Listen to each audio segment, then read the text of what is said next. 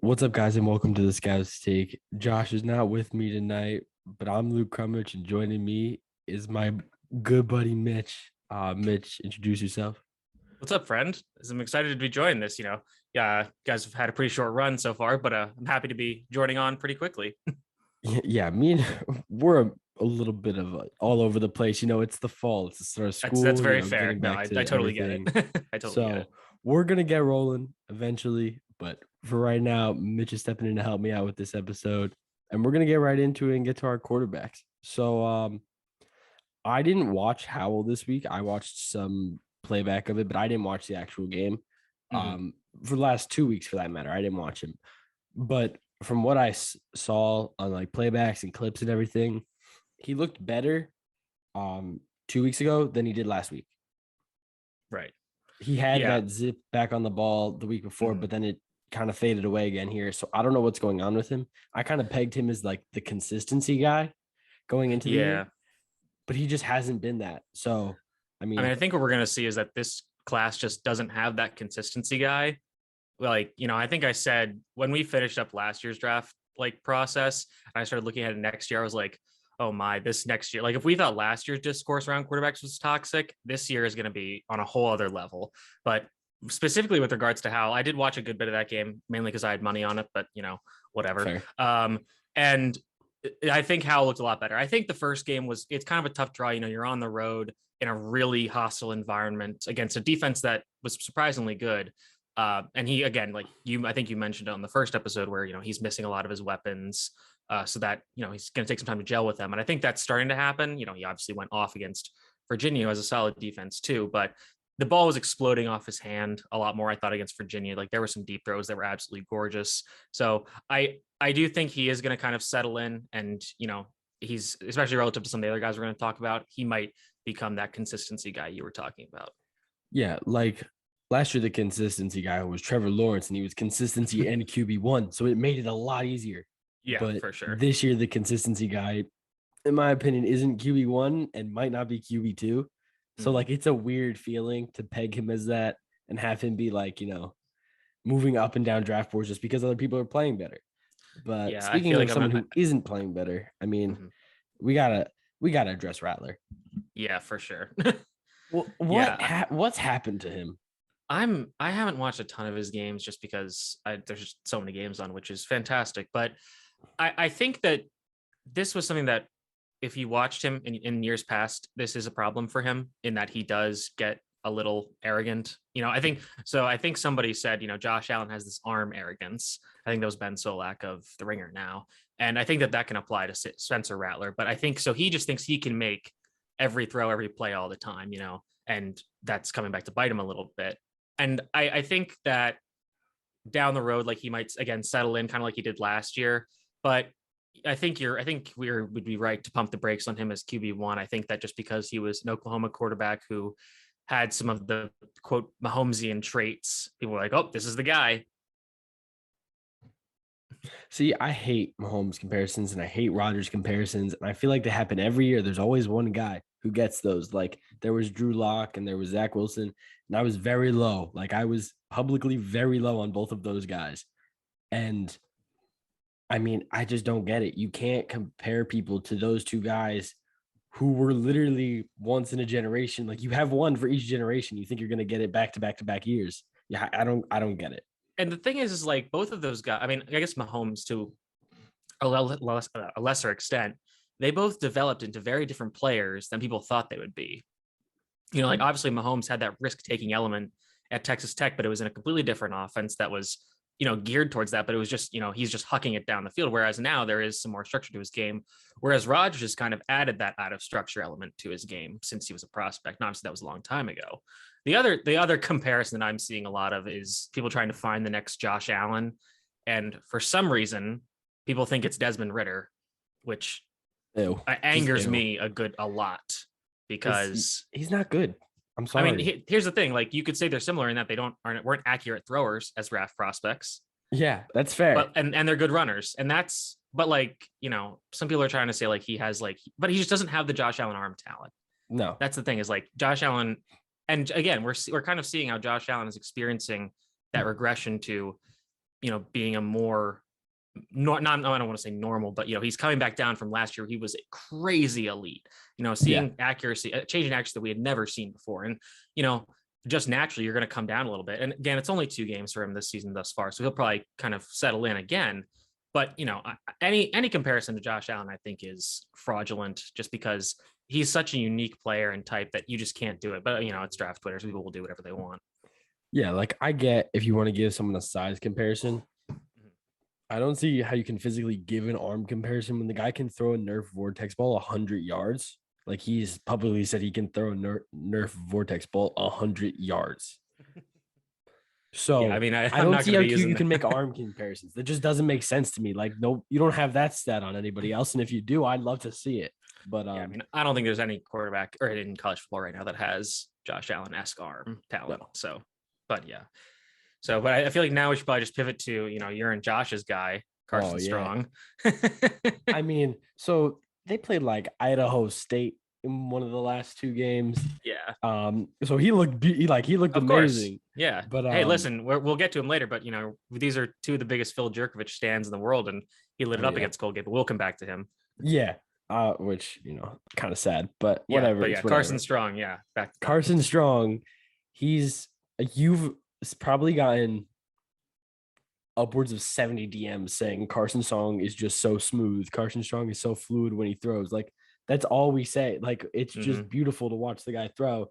So against Idaho State, he looked good. The team as a whole struggled against Kansas State.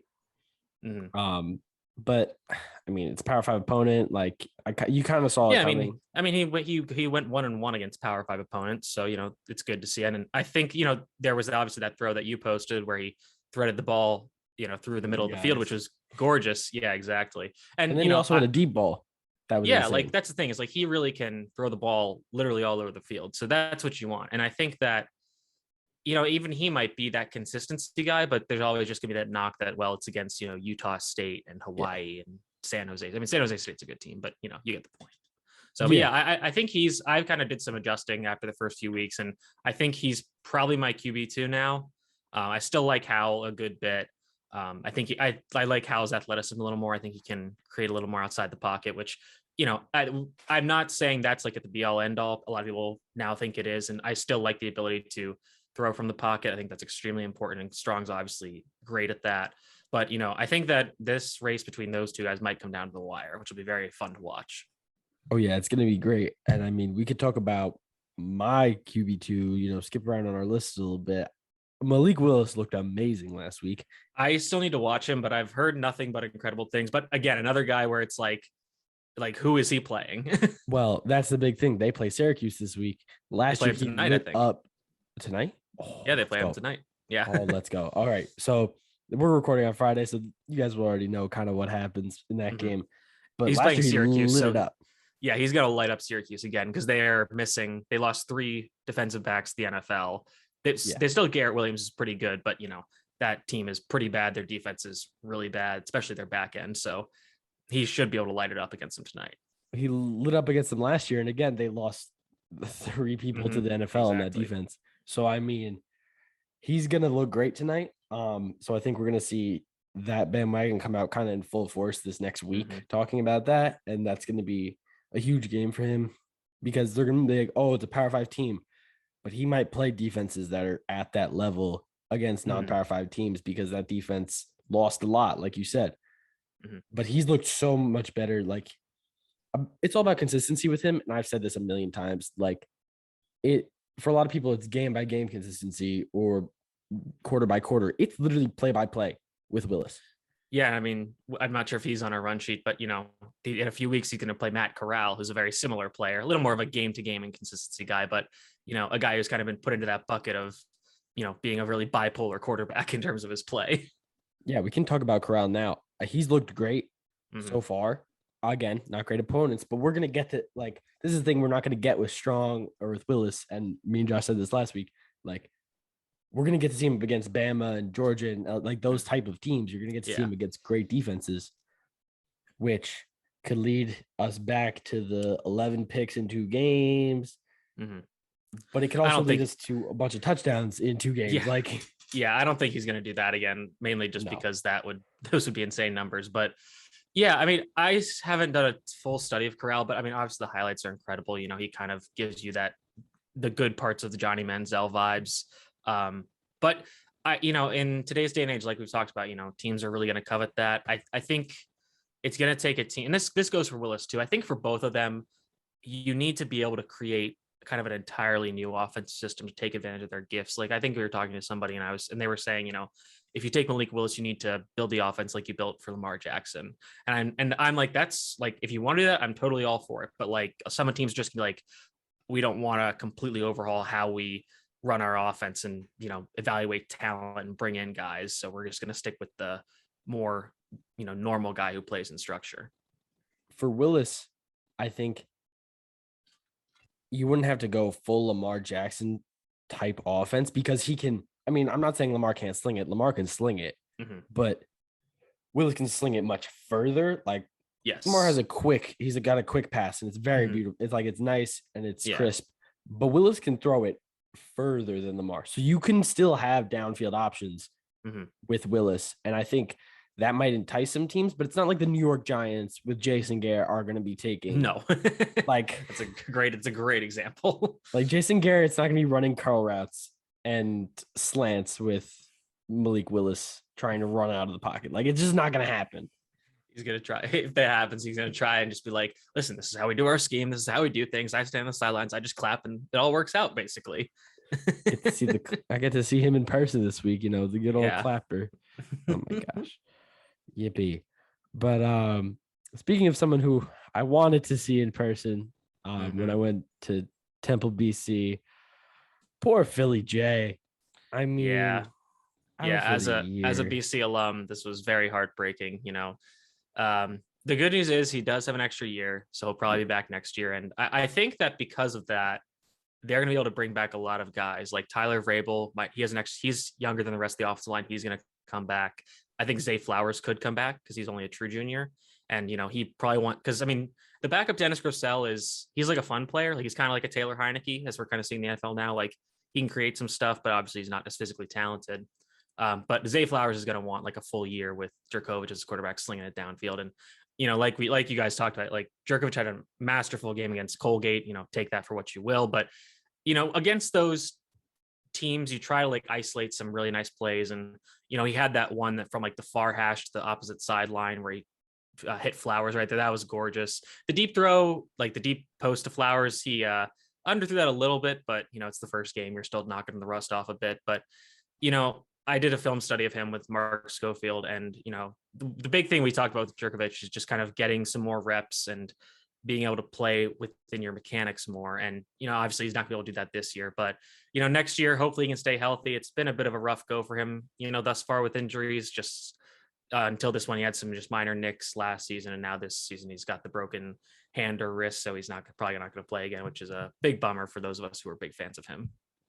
Yeah, I went to BC Temple, as I said, to watch Phil and Zay Flowers and Trey Berry and that offensive line, because those were guys I'm really excited about. And if you follow ATB, that's our region. Like that's the region we have, is the Northeast. So I was really excited about a lot of those guys, and they were coming down to Temple, so it was close, and I got to be in like Lincoln Financial, which was so cool. It was a slog of a game. it was so like, it was hot. I was in the sun and I was trying to like go like this with my hat and like see Zay Flowers running like his mechanics and everything. And but Barry played well. He didn't have many catches, but I mean BC well. I think BC completed like 5 passes or something crazy. Oh my gosh. Yeah, it was. They had I think 1 catch.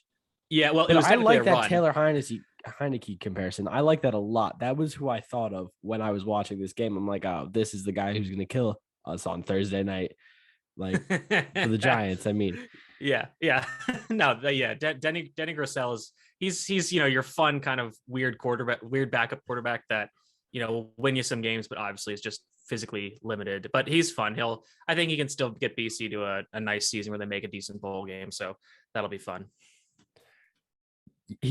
Fun is a word I'd use for him, He was very interesting to watch because I had That no that clue what was going to happen. that game he was not fun. I'll say that. But like so last year he played Virginia in our season finale. He threw for 584 yards.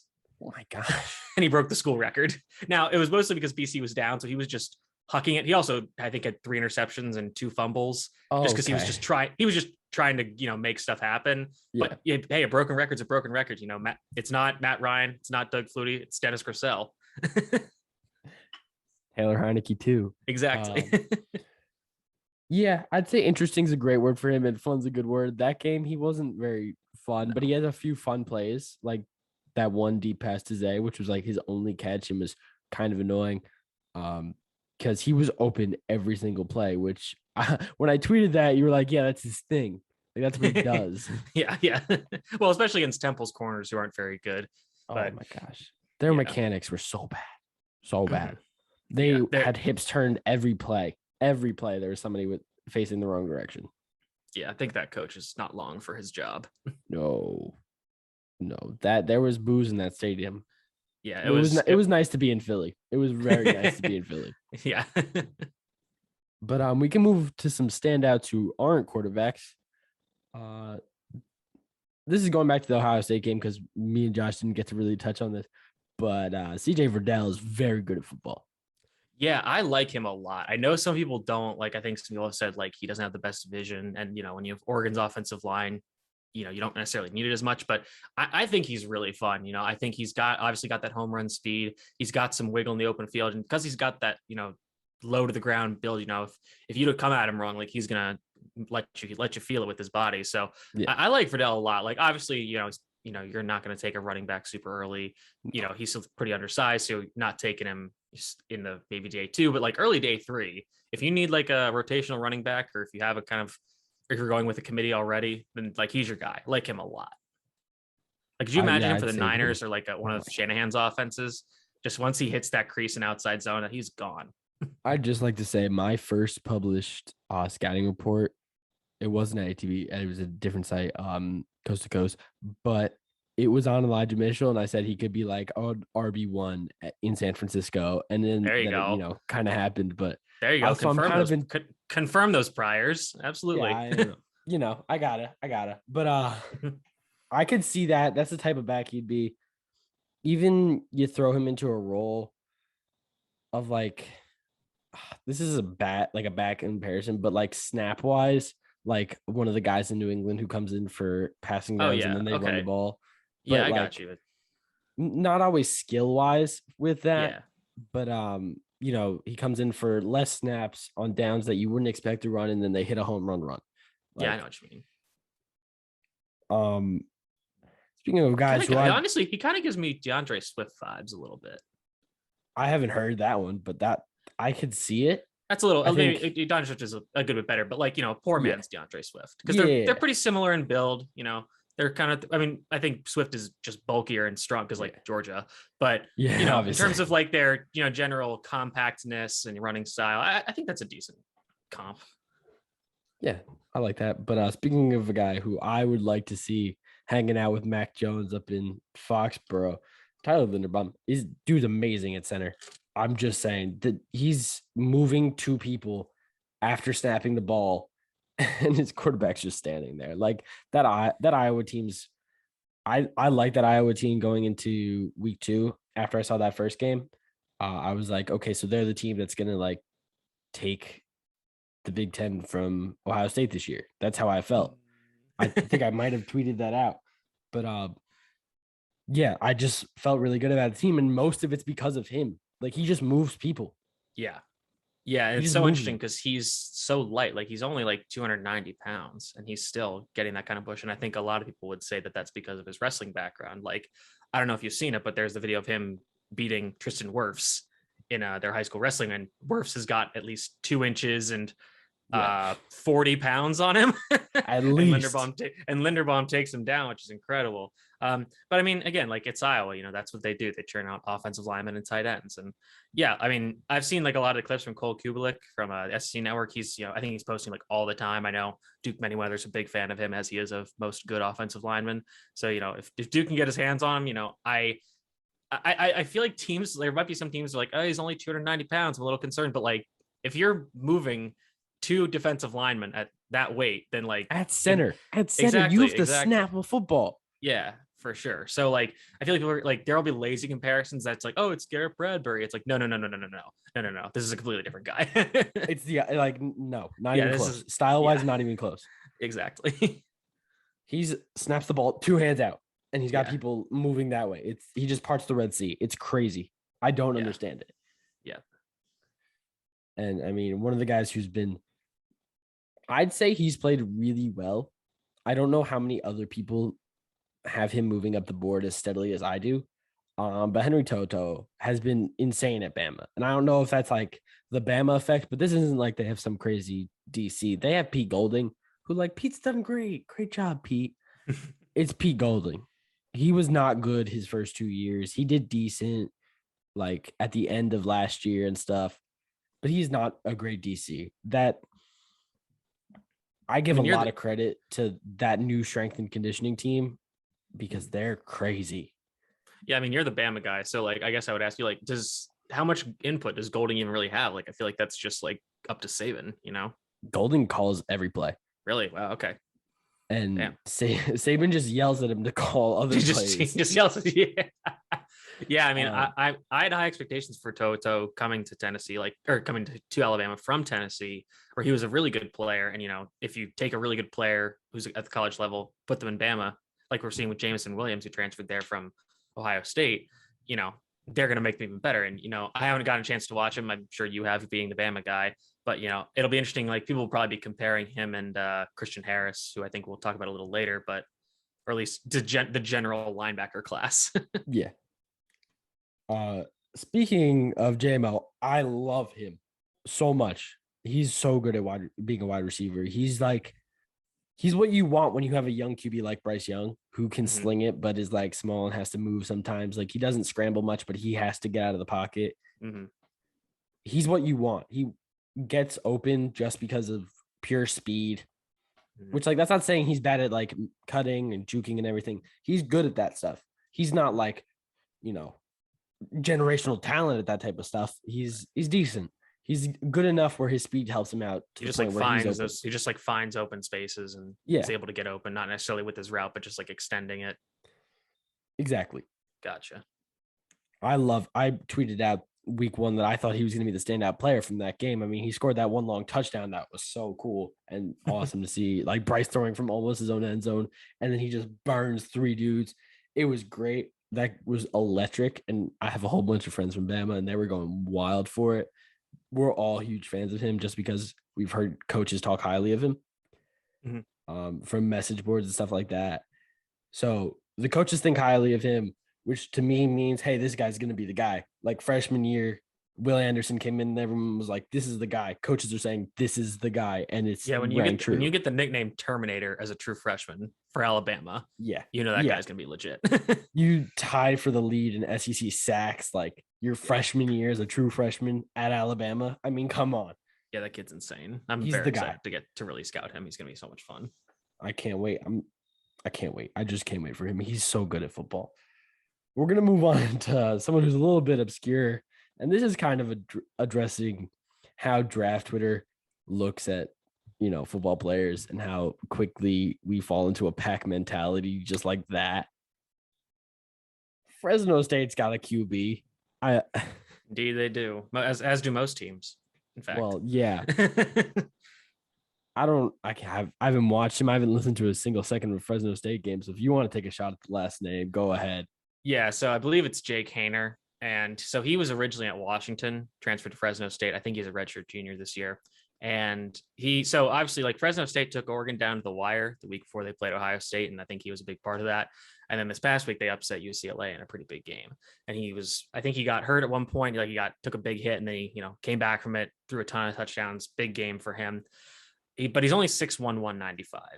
And for me personally, as we're seeing with guys like Kyler Murray, if you pay attention, Russell Wilson, they have a lot of issues with throwing over the middle from the pocket. And obviously they can create with their legs to get outside the pocket, and that mitigates the problem. But if you are that small and that light, especially, I'm very concerned for you as a player, because I don't think you're going to be able to basically survive in the NFL. And, you can kind of, and obviously there are a few exceptions. You think of Drew Brees, obviously a shorter guy, not the biggest dude, but I can go back and find you hundreds of guys who were similarly sized and barely played a snap in the NFL. So I think he's the draft Twitter flavor of the month. We'll see how he plays down the stretch. I don't have very high expectations for him, but as with most things involving the draft and draft Twitter, I tend to tell people to pump the brakes, give them time, give them context. I just can't wait till Dustin Crum becomes the flavor of the month for draft. Dude, Twitter. he was the guy.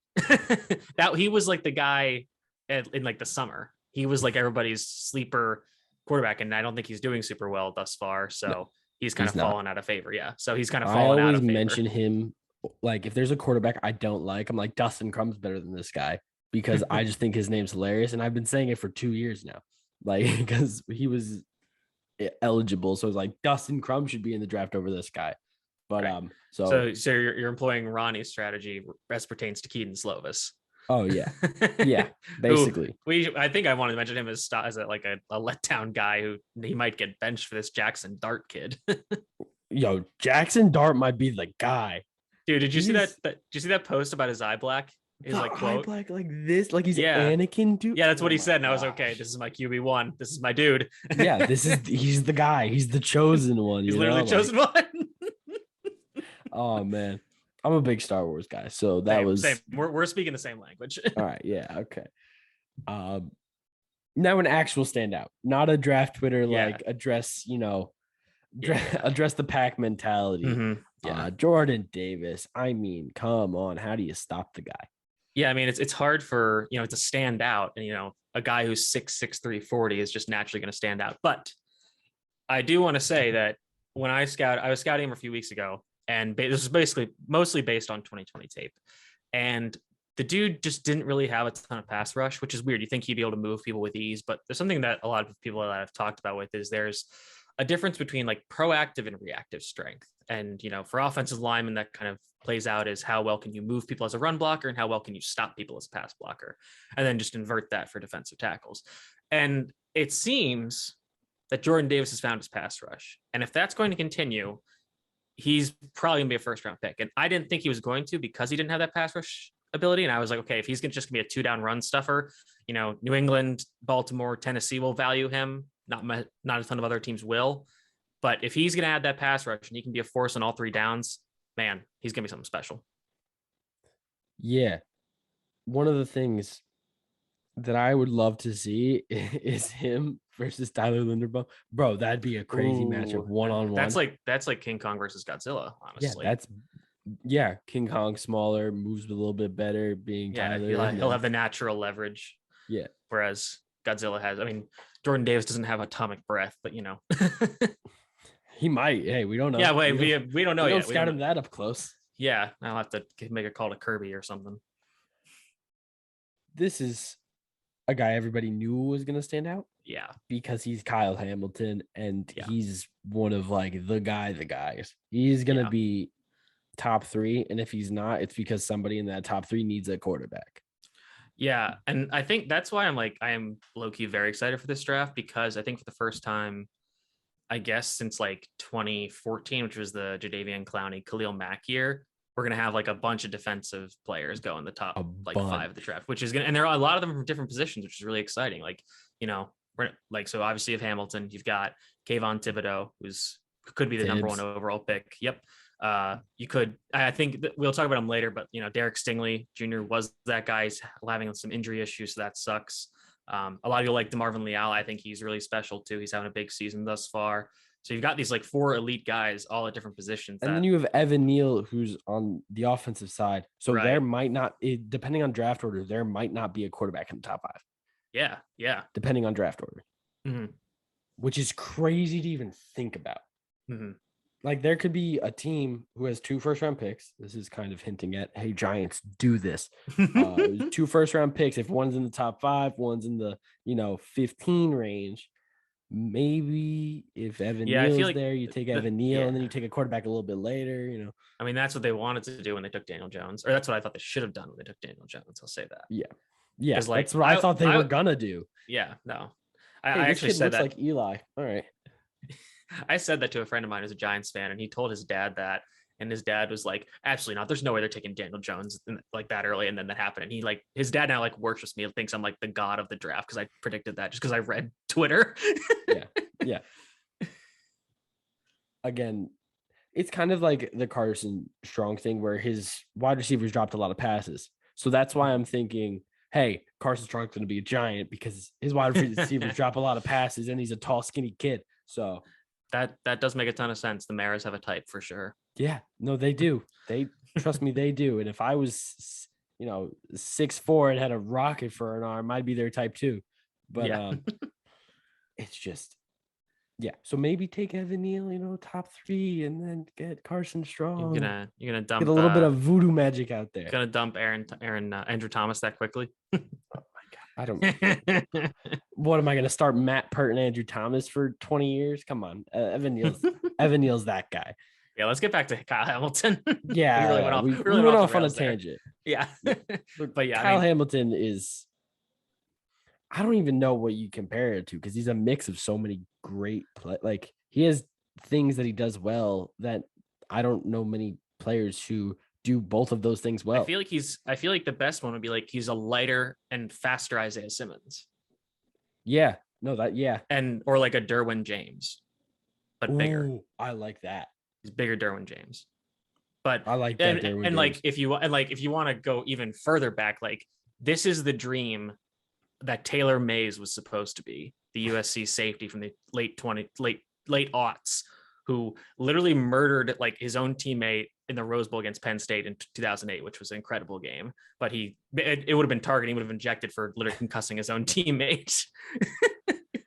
Oh man. But yeah, I mean, he is. I mean, if you watch the Notre Dame game or the Florida State game for Notre Dame, dude, making plays everywhere. Did some more against Purdue, and I think we got Wisconsin this week in a big, high-profile matchup, and I think that could be a game where he's really going to make a ton of plays because they'll probably move him around a lot. Wisconsin obviously doesn't have the most dynamic passing offense, especially with Graham Mertz taking a nosedive since his first start. But I mean, if they basically just have him lock up Jake Ferguson, there's no passing game. Nope. I've tried, that's the key word. I've tried to watch other people on Notre Dame's defense. I can't. I just that's like so fun, but also like, no, I need to get this done. Yeah, like I need to do this. I've seen this play 40 times when I'm watching Kyle Hamilton. Like I need to watch this. Yeah. That's how like he draws your eyes that quickly.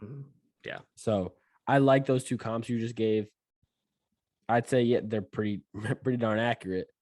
I like definitely the Derwin James one. That's another one where you can say it's like the Derwin James realized because like I mean obviously Derwin is Derwin, but still have this kind of those injury issues. But I'll always think about that clip of Derwin James locking up Keenan Allen in training camp in press technique as a corner. I'm like, wait, what's happening? This shouldn't be allowed. Exactly. That's what I think of. Like, yeah, that's all Kyle Hamilton is just like arrest this man. Yeah, he shouldn't be able to do what he is doing right now. That boy, bad news. He a menace to society. That's Kyle Hamilton. Man. Yeah, basically. We're gonna stay on the defensive side of the ball for 3 in a row here. Hey, look at us. But we're gonna go to. This is easy. Come on, it's George Karlaftis. Bro, I'm so bad with names, and everyone who's ever listened to me speak knows it.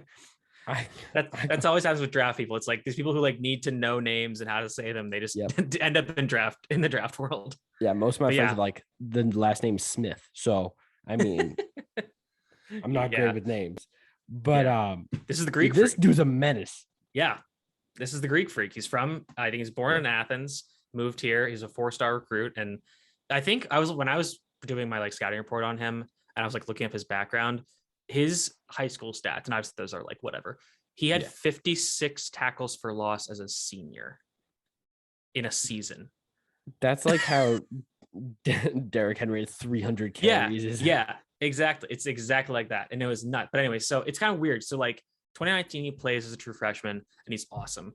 But you can see like, okay, this, like, you can tell he's a freshman, but he's still making a ton of plays because there's raw. just some plays. Yeah. 2020 comes back. He misses time with injury and COVID, so he doesn't play much. And also Purdue switches to a 3-man front. So he's playing like 4-eye 5-tech, which sucks. And now they're back to a 4-man front this year, and he's wrecking dudes again. And it's awesome. And, he's a bigger end, 6'4", 275. So, he's not going to be your wide 9 tech screaming off the edge. But like, if you get him in a defense that is a little creative, that, will kind of move him around a little bit, he's going to be really special. Like, because he is a great athlete for his size. He's not a great athlete, like, period, regardless, but he can do a ton of stuff for you. And he's so powerful. And I think he's just going to keep adding on like pass rush moves and adding nuance to his game that's going to make him really special. I think he's going to be an easy first rounder this year, like top half of the first round, maybe. It's the power you notice, like right away. You notice that power. He moves people just like how a lot of these other dudes on this list, they just move people. Yeah.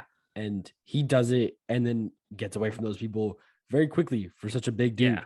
And like, if you're like shocking like Notre Dame's offensive lineman, that's saying something. Like, they maybe don't have some of the guys they've had, like the Ronnie Stanleys or even like the Aaron Bankses or guys like that. But he's killing these dudes this past week. It's still Notre Dame's O-line. Yeah, exactly. I mean, I don't know if they play Iowa this year. I don't think they do, but oh man, that would be fun. That would be so much fun.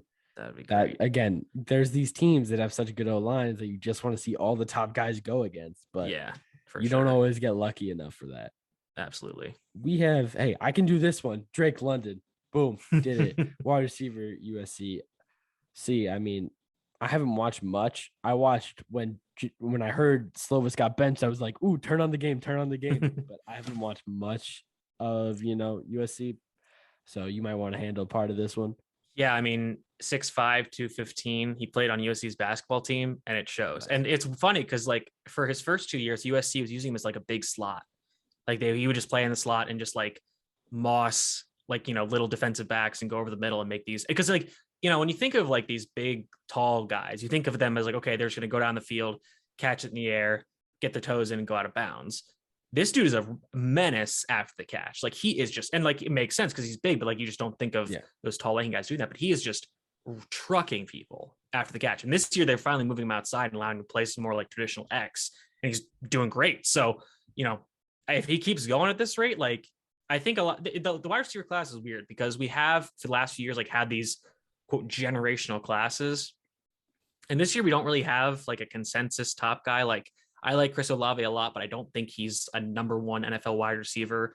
John Mechie is a really good player. But we don't have that consent. It's a lot of people like Garrett Wilson, kind of the more just athletic, explosive complement to Olave's nuance and technique.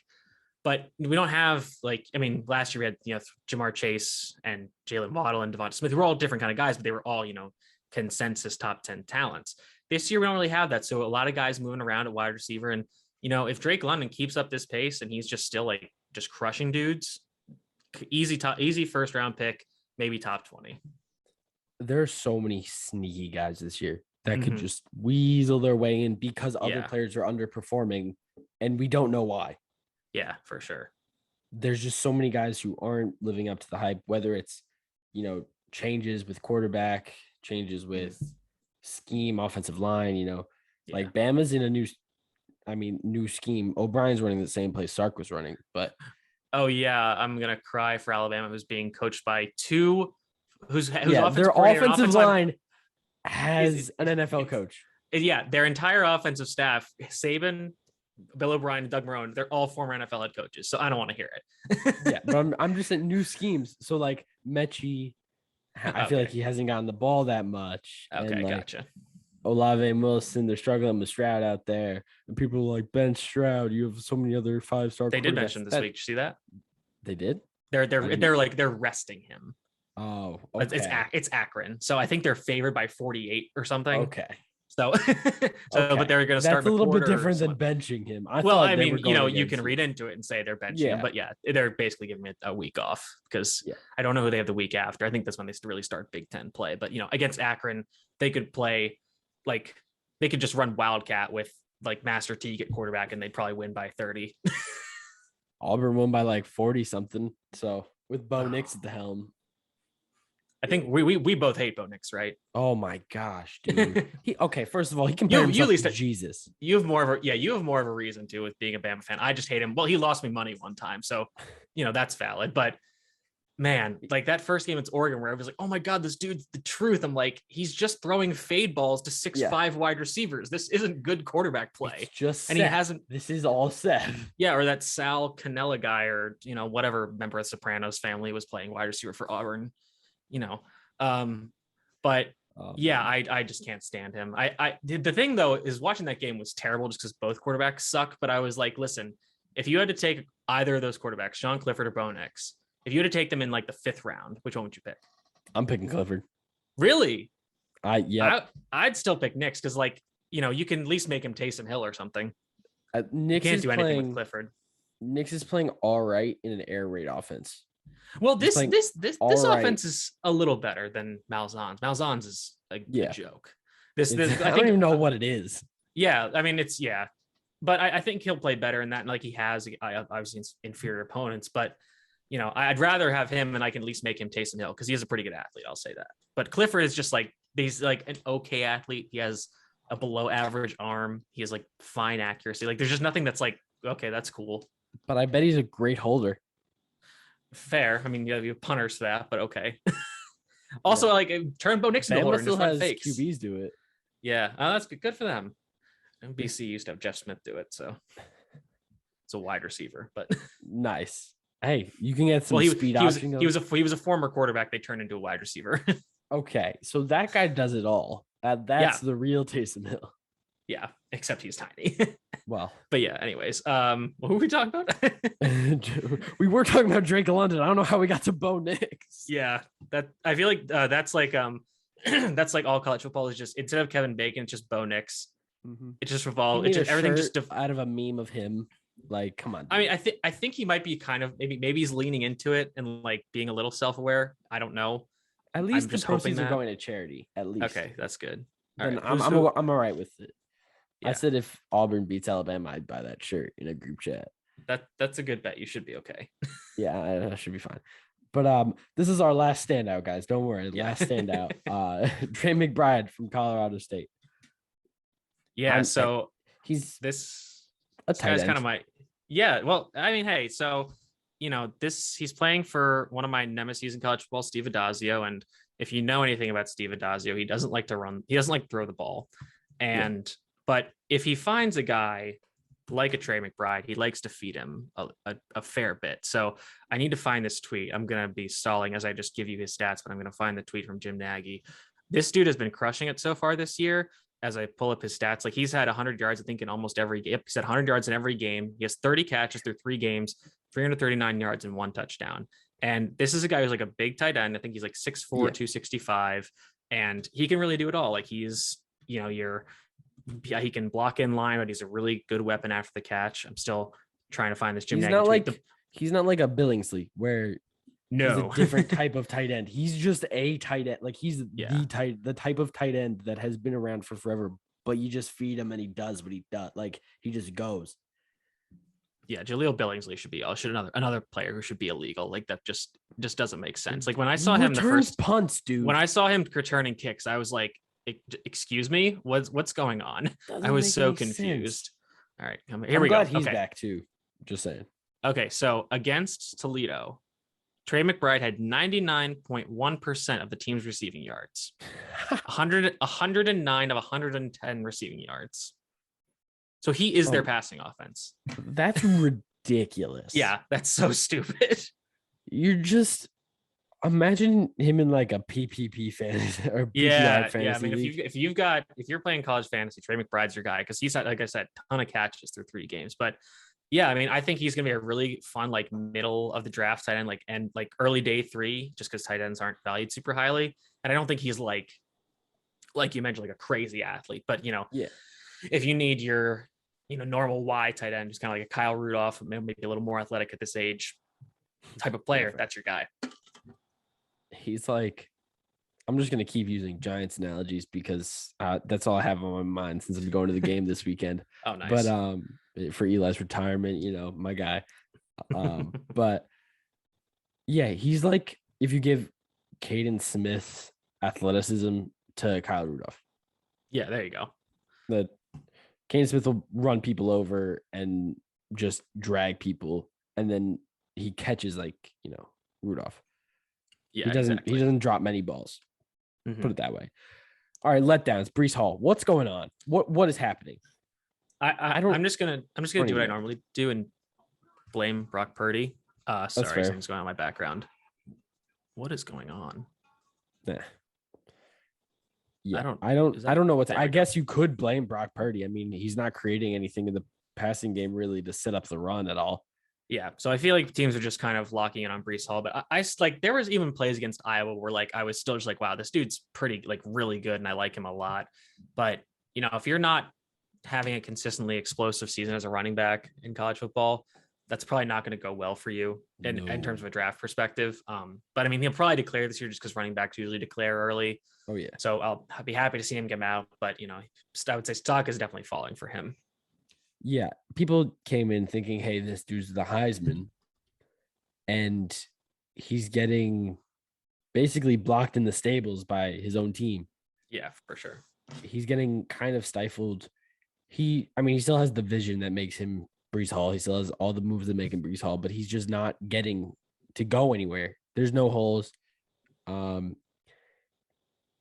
It's almost like I don't want to say playing conservative because he showed it on runs where he's like bowled people over and like juked around people. He's not playing conservative, but I don't know. It's just strange because he doesn't have what it feels like the same fire that he normally has when he's going. Yeah, I mean, he might just be. I mean, again, I think it might just be the offensive line not playing well. He might just be like trying to be picky in terms of his holes, like kind of like Le'Veon Bell did back in the mid 2010s. But at some point you got to just kind of turn that off. Just be like, all right, I just got to go with the scheme. Got to go.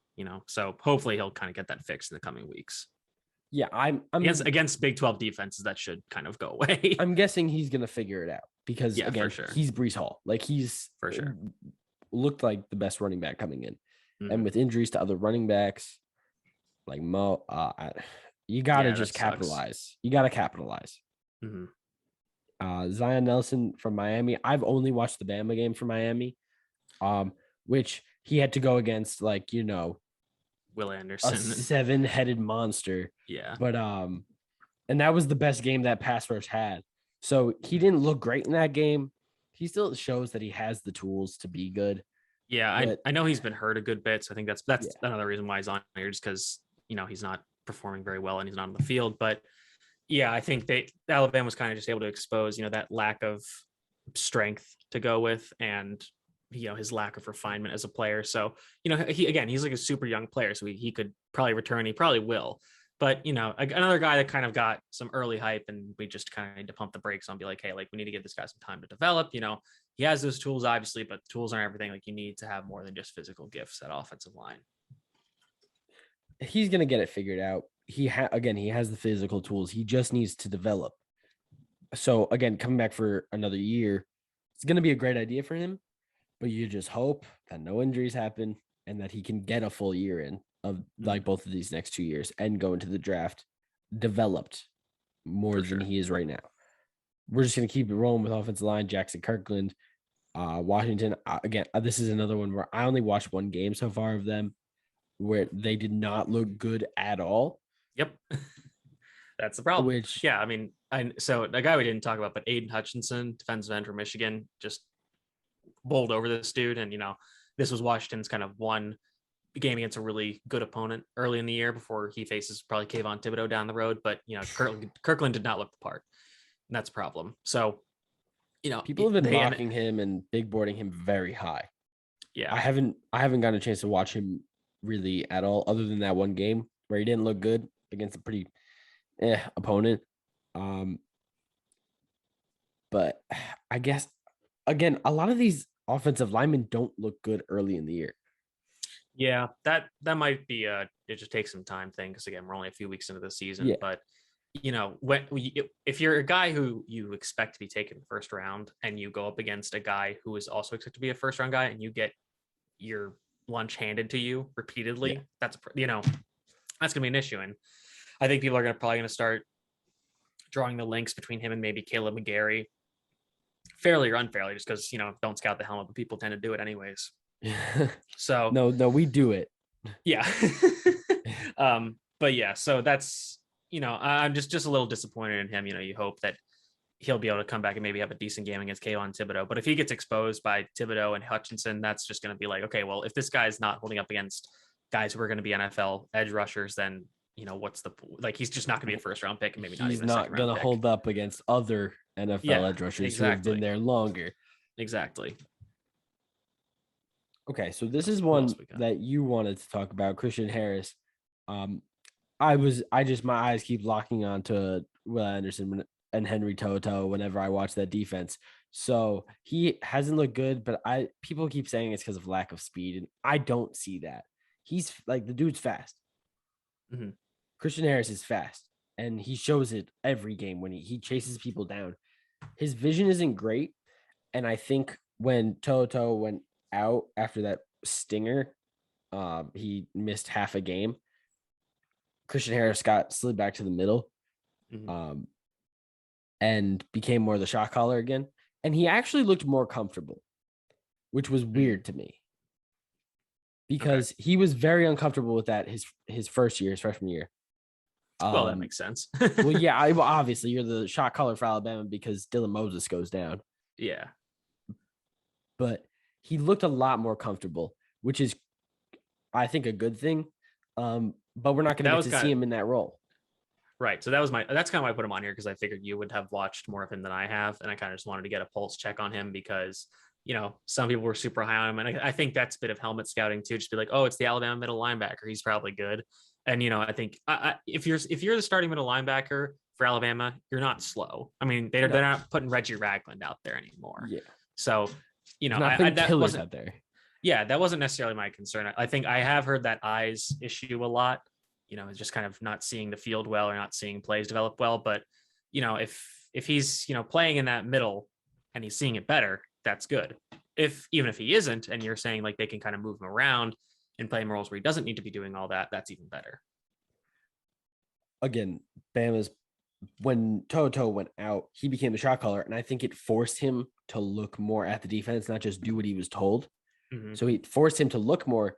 He used his eyes before the snap more than he had been when he was just getting calls and rolling with them.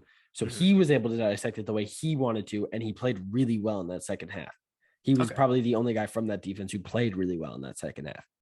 Okay. So that impressed me, and I was happy about that.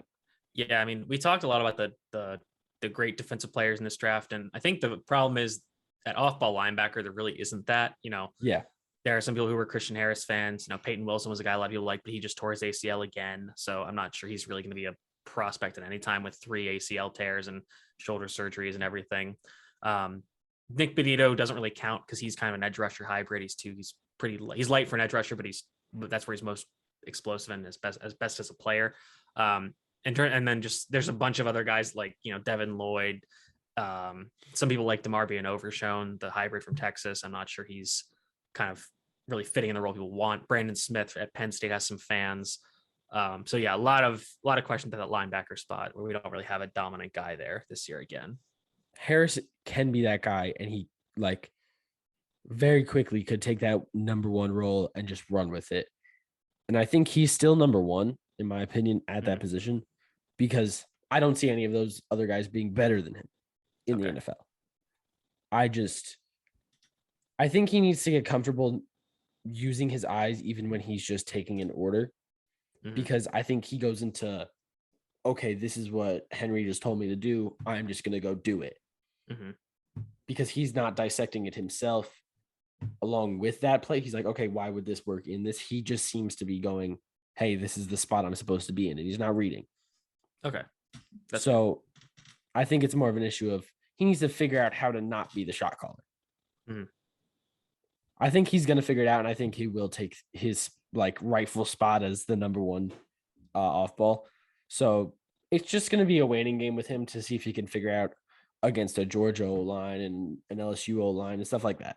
Or even like a Ole Miss passing offense, because they're probably going to target him a lot over the middle.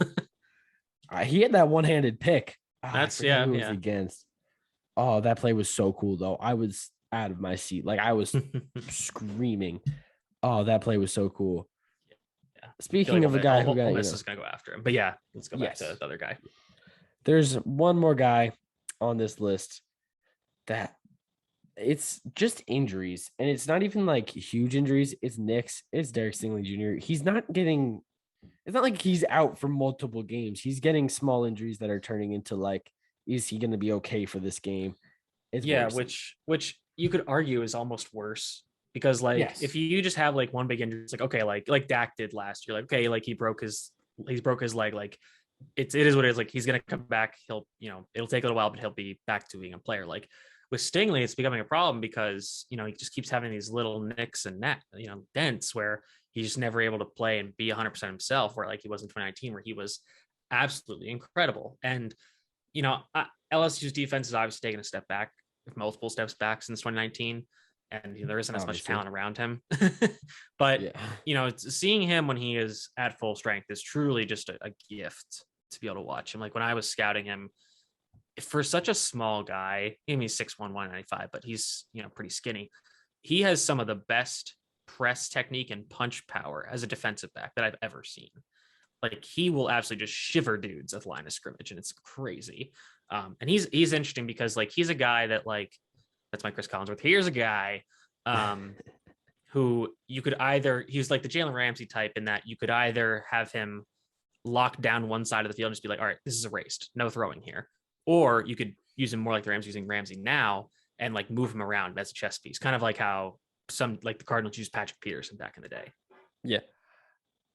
He's still that guy. Like he is still that guy who's going to be on CB1. It's just, it's worrisome because you don't want to see that carry over against tougher competition. And if he's going in with a bunch of nicks against Alabama, are we going to see a lesser wide receiver? Like, I'm not saying that Mechie's any lesser, but he's worse than Devontae Smith. Let's be honest. Are we going to see him give him the Devontae treatment where Devontae and Stingley have had two matchups and Devontae's won both of them? Yeah, probably on the average, I guess. Yeah. I mean, one Devontae had 100 yards and the other one he had 250. Oh, yeah. Okay. Yeah. He had 250 and that one-handed catch in the back of the end zone. Yeah, I remember 2 touchdowns. One. So that was kind of his Heisman. Was that the one where it was in 2019, but Smith got him like because like Stingley wasn't looking at him? Yes, because they were like calling the defense. So I won't really count that. But no, that one doesn't count. But I'm just like, it's been that type of matchup. It's almost like they get each other on every other play. And that's the thing I like because like I was watching him in Georgia and he was up against George Pickens in 2019 and like Pickens is crazy and Pickens got him like once or twice, but Stingley's able to and this is something that he does even on like in the course of the play is that he's so disciplined and like just knows what he's doing that he doesn't panic at all. No, if a guy beats, he will get back up after letting up a touchdown and play another rep and he'll stop. Or even if like Pickens would like beat him off the line and like this is partially just because he's such a crazy athlete, but he would just get right back in phase immediately and like erase any separation in like a half a second. Exactly. So I still think he probably, even if he's like not 100% this year, I still think I almost think he might come back just so he can be like, all right, I'm going to be healthy. I'm going to play a full year and I'll be good. But he could also be like, I'm not going to risk further injury and just get out of here now, especially with the way LSU that's something I think could happen. Yeah. After if he gets one good game against one big opponent, I think he might call it. Yeah. Especially with the way LSU's program is heading and the way they might have a coaching change. He might just be like, all right, I can bail now. Yeah, exactly. So I still think he should be a top 5 pick. Teams are pretty willing to like drop guys because of injuries. So he might kind of fall a little bit, but if he does, like, that's just going to be a steal for he's going to fall from 2 to 5. In my opinion. Like, I don't see him going any lower than maybe 8. Yeah. I mean, that's kind of higher. I know what you mean. Yeah. So now I want to get into games of the week. I have 2. I don't know if you have any, but I've got several. Let's see. So one of mine is Texas A&M versus Arkansas. That was one of mine. That's gonna be a fun game. I don't think people are giving Arkansas enough credit.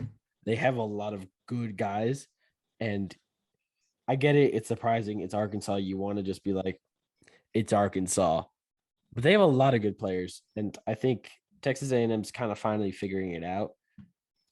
But Arkansas might steal that. I'm not sure because like Arkansas is undefeated as well, but they've got a win. Like I think they got a win against a CUSA and a Sun Belt team, and Texas, and Texas isn't what we thought they would be. So I'm not super buying in. I totally agree with you. They've got a lot of really interesting prospects. Like you got Traylon Burks, wide receiver, who's a freak. Jalen Catalon, Bumper Pool, Tanner Morgan on the back end of their defense. Byron Cunningham's a pretty solid offensive tackle for them as well. But the thing with Texas A&M is that like a lot of people were buying into the hype this year, and I'm like, I don't know. They lost almost their entire offensive line. They lost Kellen Mond. They still have a good running back rotation. They still have Kenyon Green, and their defense. That's why they like them so much. Their defense is elite. So like DeMarvin Leal, who we mentioned, Kenyon Green, who I just said. They've got some guys on the back end like Leon O'Neal, who's great safety. Their defensive line is crazy. So they got Michael Clemens, who defensive end, Tyree Johnson, a smaller kind of maybe an outside linebacker hybrid edge player. Aaron Hansford is a really good linebacker. Then back on offense, Isaiah Spiller, who's a big, more traditional running back. Anaya Smith, who's a slot receiver, running back hybrid, and Jalen Weidermeyer is one of the best tight ends in the class. If not, Yeah, I think we're still kind of debating tight end class there a little bit. We obviously don't have a Kyle Pitts this year. And that's also because I think Billingsley hasn't played. Yeah, I think some people it's going to depend on those two. Some people are Charlie Kohler fans. Just not necessarily me, but just he's a name there. I haven't watched him yet, so I have to get on that one. But my other one is NC State Clemson. Now, obviously, rivalry, but I want to see how Clemson's going to play against an NC State team that hasn't been horrible, but they haven't been great by any means. Yeah, them losing to Mississippi State was weird because it was so weird. Because like the thing about like Mike Leach in the air raid is that like it's coming. It's like the option. Like what they're gonna do. You should know how to prepare for it. And NC State has a very talented defense. Before Peyton Wilson went down, and even with him down, they had the best linebacking group in the country with him and Isaiah Moore and it's Drake Thomas, I think. Although that might be another USC guy. There's so many Drakes now. But they had like 3 all ACC linebackers. Now Wilson's down, so that kind of sucks. But they've got a solid secondary, some good defensive line. When I was previewing them for like when I was doing all the ACC schools, their team was like great at like every position group except quarterback. And like Devin Leary has been okay, but he's just not, that dynamic player that's like he's not even like a Ryan Finley who like if he was NC State, like, okay, this team's good. He's like a guy who can do stuff. And so, obviously Clemson's pretty down this year relative to their expectations. That offense still really hasn't got. If they kill NC State, which I don't know if I see that happening by any means, but it could be a get right game. Yeah, I'm wondering if that'll happen. Is this where is this game? Is it in Raleigh or Death Valley? It is, if my phone would load. We're gonna buy some time here. This is what's called stalling in the business. Pull back the curtain. I believe it's at NC State. Okay, that's interesting. Not that they have a great home. Yeah, field it's at advantage. NC State. Okay. They don't have a super great home field advantage, but Clemson's got it on the road. So, I don't know. That should be interesting. Some underrated guys. I mean, Clemson obviously has dudes. Not ton are draft eligible, especially on offense. Although I am very happy to see Justin Ross getting back and being healthy. Great player. Love him. Very happy that he's healthy again. But yeah, on to your games of the week. Yeah. All right. So we mentioned earlier, but we've got Liberty Syracuse, which might have already kicked off as we're recording 0-0. this. But, all right. Good. We got an update. 0-0 in the first. That's all I got. So we got obviously Malik Willis, who we waxed poetic about. Demario Douglas is, I think, his number one target. He's a fun receiver. Syracuse has some interesting dudes on defense. So like I said, they got Garrett Williams, who was a really good cornerback for them last year in a loaded secondary. He's back. They've got some other their defensive line is interesting. They've got a few guys and they've run a weird front, so they might not be cast in the best roles, but McKinley Williams, Joshua Black, and Kingsley Jonathan are 3 pretty good defensive linemen for a relatively weak Syracuse defense. So that's tonight.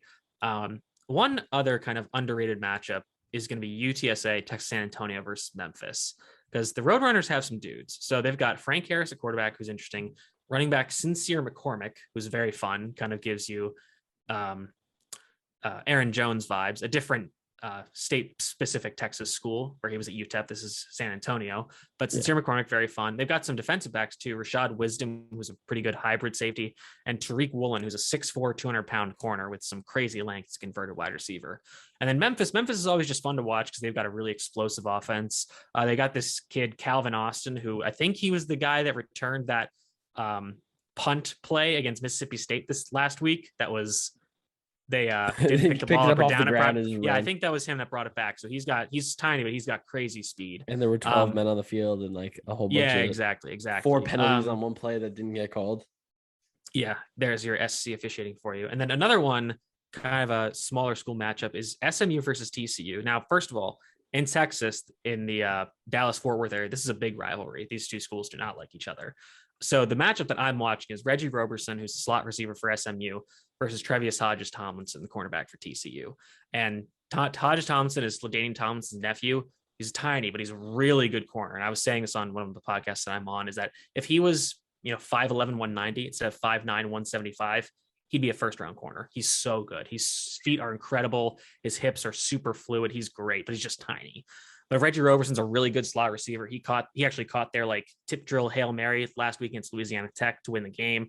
He's really good. He's had some injury issues last 2 years, but he's a really good player. TCU's also got some dudes. They got Obinna Easy, who's a big offensive tackle, really interesting, good player, and Oshawan Mathis, who is a fun, long edge prospect. So some guys from smaller schools. And then I'll bring it home here with a bit of a homer game, is Missouri versus Boston College. That's why I didn't put that one on there. So we'll kind of bring everything full circle here. So obviously, Zay Flowers, incredibly fun guy to watch, electric after the catch, gives you some Tyreek Hill, very poor man's Tyreek Hill vibes.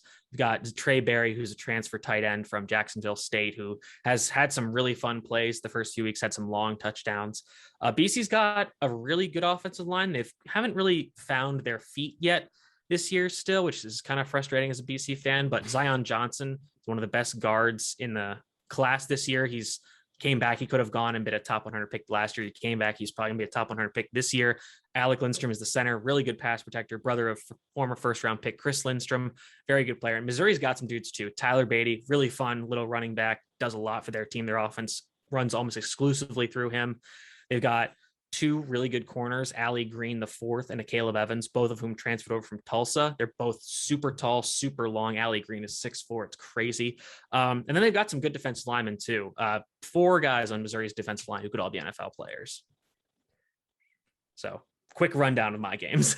Yeah, that BC game, you can just tell when you get in that BC zone, you just go, and it's awesome. I'm just saying. And if you like BC, you know who to watch. I mean, right here. Yeah, there's been some chirping on Twitter between Missouri and BC fans this week, developing a little rivalry with an SEC that's school, amazing. Which is fun. That's the best. That makes games so much better. Mainly because this one Mizzou fan on a podcast tried to call the people from South Boston trash in his extremely thick Missouri accent, and it's like, buddy, if you can't even cover up your own Missouri accent to do a Boston accent, you might just want to sit down. Oh man. Well, that's going to be it for us. I hope you enjoyed. Mitch, thank you for joining me. And thank you for having me. Making this second episode, in my mind, a success. Make sure to follow the social media, the Scouts Take. Pretty easy it's literally at the Scouts Take. We're not hard to find, but thank y'all for listening. If you're on Apple, leave a review. If you're on YouTube, subscribe. If you're on Spotify, make sure to follow. And that's going to be it for us. Peace.